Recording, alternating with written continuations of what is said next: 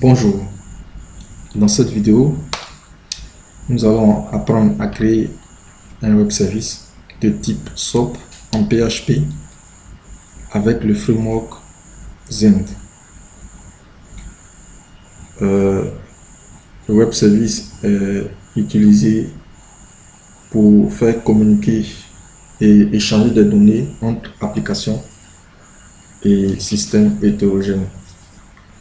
Je prends l'exemple de deux entreprises A et B qui doivent échanger des données. A à la liste des clients, des informations sur des clients qu'il doit partager avec B sans être obligé de donner accès à sa base de données ou ses bases de données.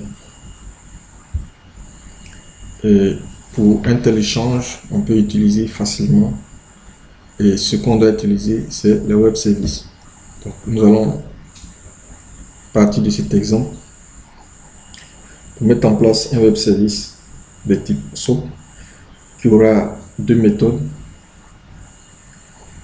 getInfoClient qui prend en paramètre le code du client et qui retourne les informations sur un client, et getClient du jour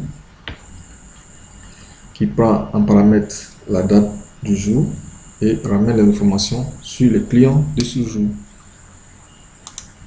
C'est parti.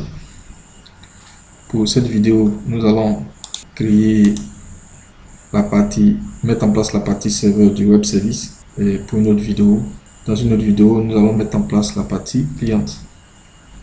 Donc c'est parti. Serveur.php. Donc PHP. Voilà. La documentation de Zend Framework sur le web service, nous l'avons déjà ouvert. Pour la partie cliente, nous allons utiliser ce bout du code par exemple qui est très intéressant. Pour ne pas oublier, je reviens à quelque chose. Pour mettre en place le web service en PHP, il faut que l'extension SOAP soit activée. Donc, si vous ne l'avez pas encore activé, veuillez le faire. Et donc, on pourra voir dans le PHP info que SOAP est effectivement activé. Avant de continuer, voilà. Ici, nous utilisons WAMP. On va chercher ici SOAP. Voilà, SOAP est activé et le cache est activé. Pour éviter que le SOAP, disons, notre web service nous ramène les mêmes informations, on va désactiver le cache du SOAP dans notre code. Alors, c'est parti. Indenter pour que le code soit vraiment propre, lisible.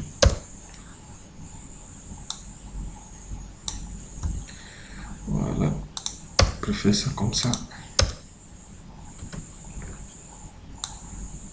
Voilà. Le web service pointe sur une URL. Voilà. Nous allons définir la note ici. HTTP //localhost par exemple, dans notre cas, /web service /serveur.php.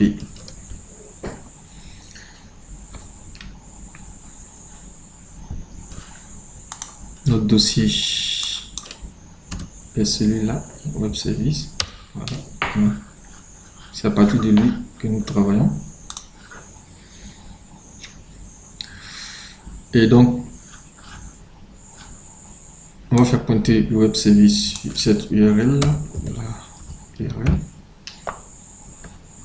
Et la classe qui va nous servir les méthodes getInfoClient et getClient du jour, nous allons l'appeler service classe. Et elle doit être mise là aussi.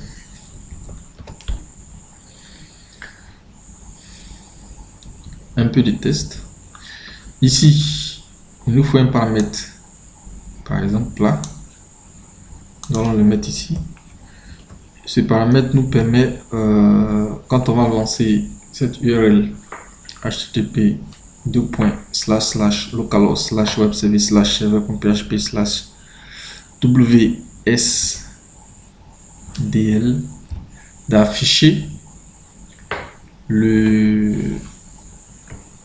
la description de notre web service. C'est du code, c'est de l'XML, et c'est sur ce code que par exemple l'entreprise B va se baser pour écrire la partie client. Voilà. On va essayer d'atteindre cette URL pour voir ce qu'on a dans le navigateur.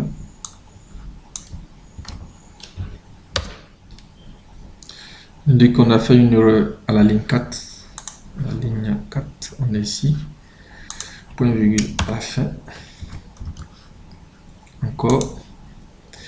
Et dès qu'il ne retrouve pas la classe ZenSoft Discover, Auto-Discover, c'est lui qui va nous permettre de générer automatiquement le web service, la description du web service, à savoir le WSDL.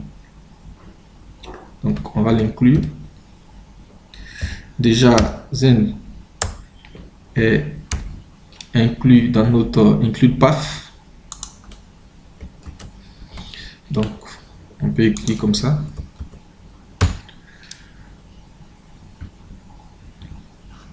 Autodiscover.php. À la même occasion, on va inclure ZenSoft Server. De la même manière. Voilà. C'est server.php ici.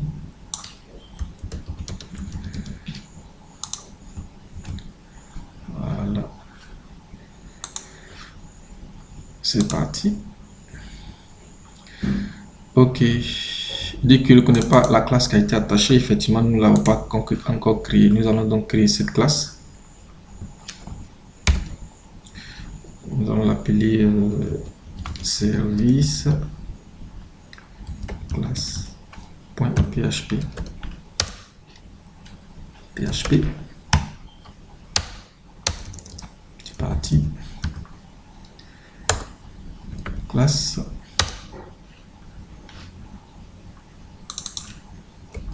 Service classe.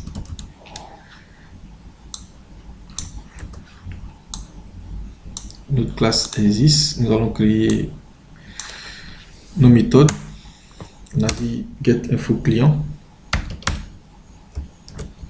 Info client. On prend en paramètre le code client.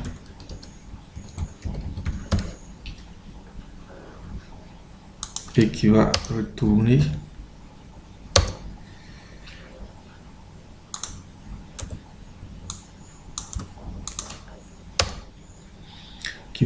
par exemple, je donne un exemple ici, un array.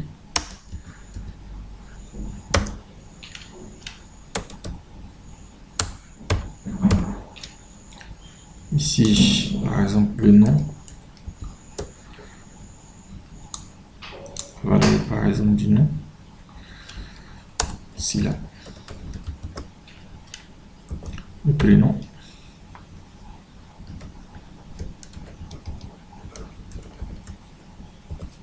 Exemple, Yacouba.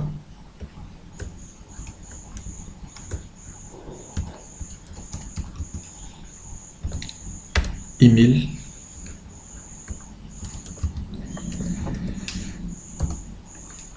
Voilà.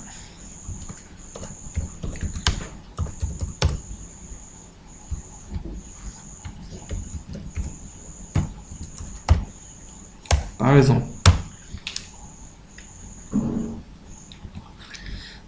Et puisque notre WSDL est généré automatiquement, il faut ajouter des commentaires.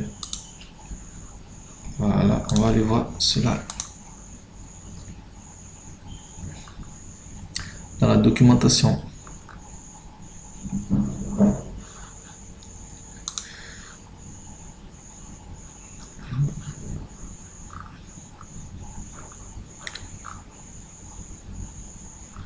documentation. Voilà, on va y arriver.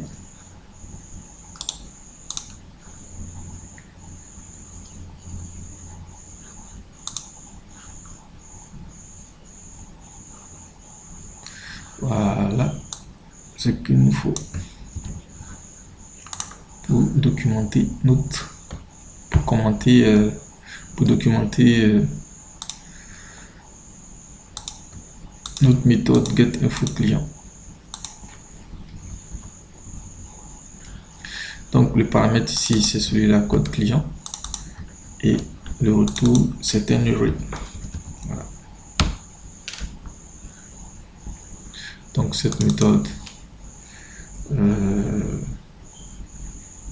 donne les informations sur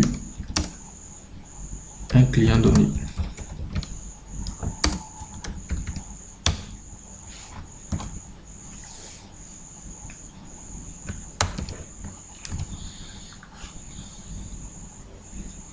On va inclure service class ici maintenant.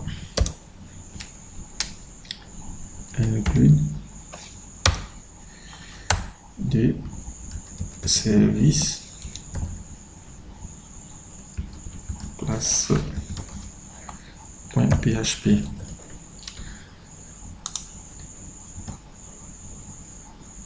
Ensuite, on avait dit en regardant le PHP info, on y retourne.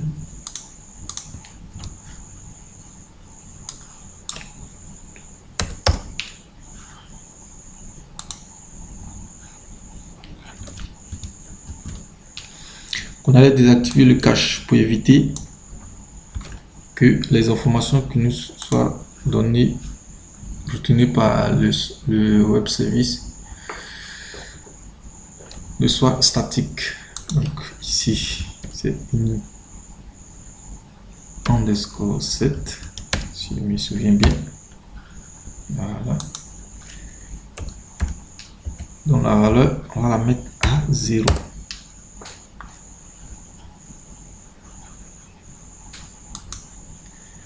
C'est pour côté, donc à pour valeur 0. J'espère bien que j'ai bien écrit. Un test pour voir ici. Ok, notre classe est bien chargée. On a une erreur à la ligne 18 de service class. Service class, ligne 18 off. On a oublié de mettre les codes ici.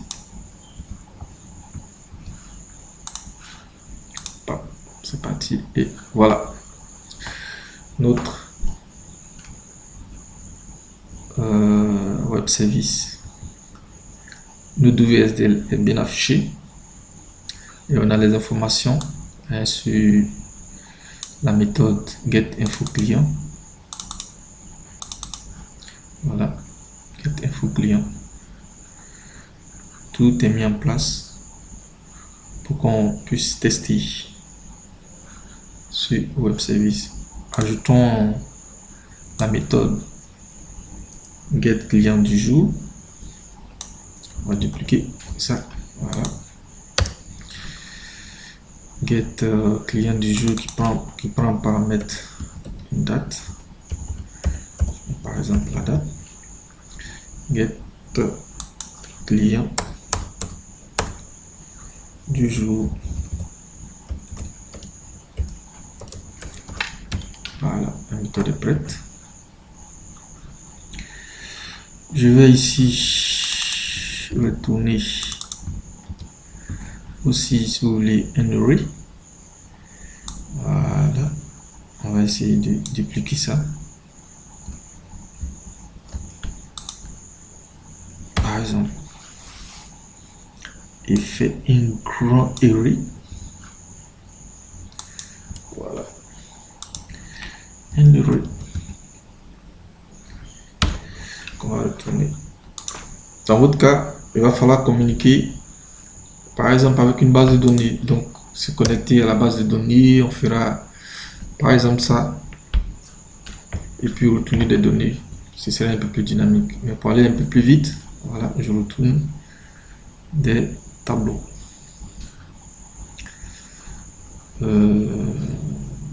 Ici, ça serait par exemple si la Ali.sila pour changer un peu.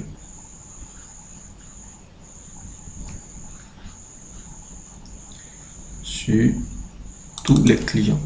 Un commentaire ici.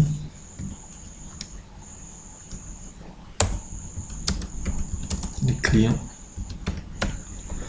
à une date donnée.